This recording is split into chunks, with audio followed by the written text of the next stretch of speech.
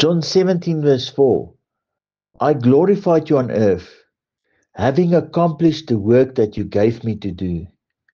Glorified means to praise somebody and to lift them up in glory.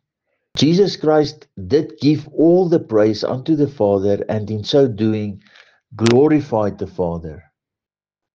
Jesus accomplished all the Father longed for him to do. Jesus Christ is the Lamb of God slain from the foundation of the earth.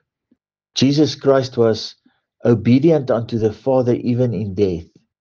Jesus brought mankind out from Adam into Christ. Jesus Christ rose from the dead, a victor both over death and the grave. Jesus Christ successfully reconciled man back to God. Creation is following. Jesus Christ is our high priest forever after the order of Melchizedek.